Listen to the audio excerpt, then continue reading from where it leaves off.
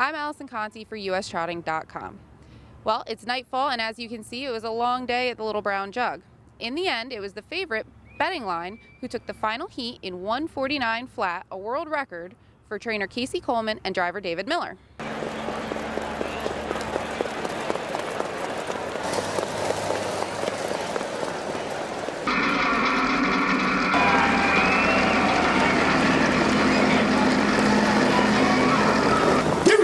Dropping, pacing, going right out for the lead. On the outside, Dr. J. Hanover to take the lead. As they race over to the halfway point, Big Top Hanover. They're moving up on the outside. Betting Line, and David Miller to the front. Diane Snyder is third. Dr. J. Hanover fourth. Betting Line opens up on Western Fame. 3 wide off the turn. Ryan Snyder and Dr. J. Hanover down the stretch. The jug is over. It goes to Betting Line and David Miller.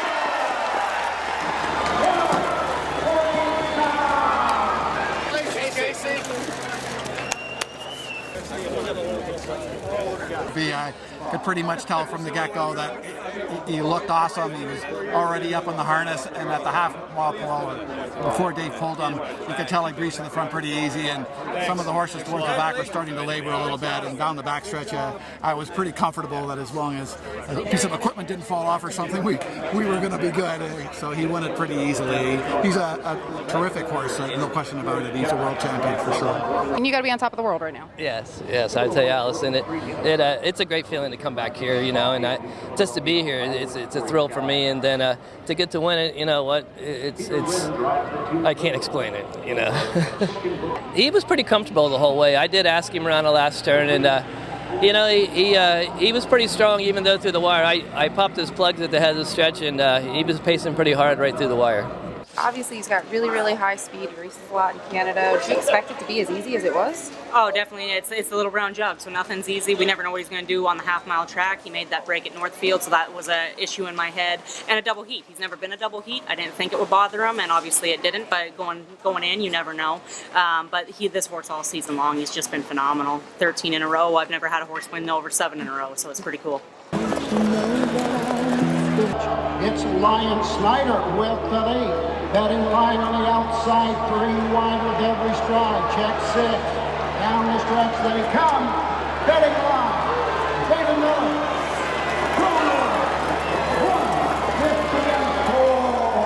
Casie Coleman, the winning trainer.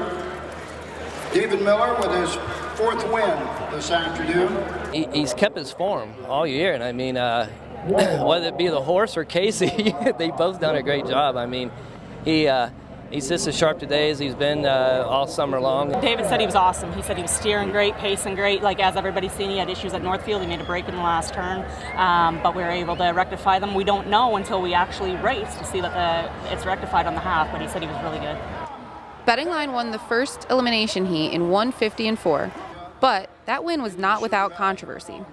Earlier in the day, a phone was found that was discovered to belong to one of Casie Coleman's staff. On the phone, there was some content which had 3 of the other trainers in the jug questioning the integrity of the care of Betting Line while he was in the detention barn.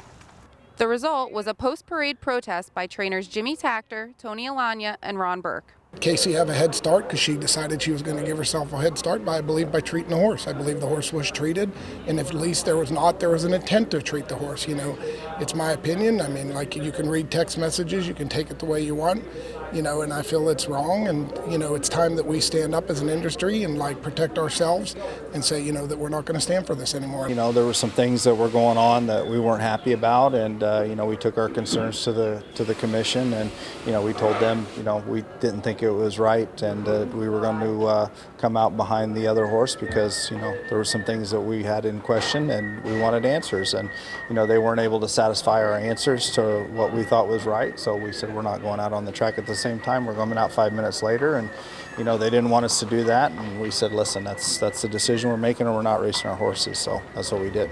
Well, I got good conscience when I win my races, and that's all I can ask for. I think I have pride for this sport, and that's the way I conduct it, and I'm not going to pinpoint and say that she did something wrong. You know, it sure didn't look good in the text anyway, and it's a black cloud over the sport, you know, and I just wanted this kind of thing stopped. A text message on the phone indicated that Coleman wanted something administered to the horse that morning in the jug barn. What's that? Yogurt.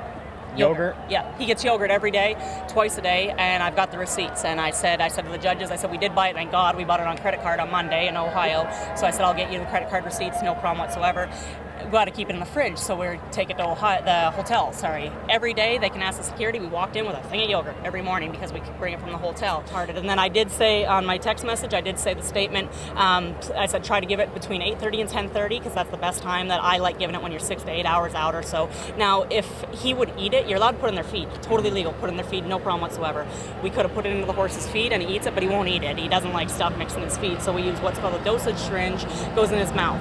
I thought with the fans that don't understand horse racing, the place is packed there today. It was great to see a lot of fans, but I said, like, if they're not going to understand, right? It's just any horseman knows. Well, apparently they don't because they're causing this fuss, but any horseman would know. And I said, I just don't want the fans to see it. So I said on the text, it says, when you see like clear sailing between 8:30 and 10:30, please treat them. Meaning, sorry to keep swearing, it's been a hectic day. But I'm like, this horse has been winning like this all season. You really think that, like, seriously? Yeah, they want to do anything to give him scratch. It's just, I've never seen anything like this happen. I'm sorry it had to happen. Like, this isn't fair for these people must be so confused. Why did we come out and they told me I didn't have to do it? They said, this is what they want to do, the other horsemen. I don't have to do it, but they want me to post-bred like 5 minutes before everybody in this hot heat. And I said, you guys, this is just stupid. It makes it worse for the animal, being in this heat even longer.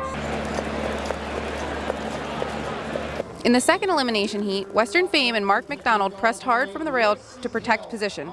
It turned out to be a good strategy as they came home in 150-1. Racing Hills second, up close third, Big Top Hanover, Manhattan Beach, Spider-Man Hanover, and here they all come! Western Fame on the inside, Big Top Hanover coming to the wire, Western Fame, Big Top Hanover, putter for show.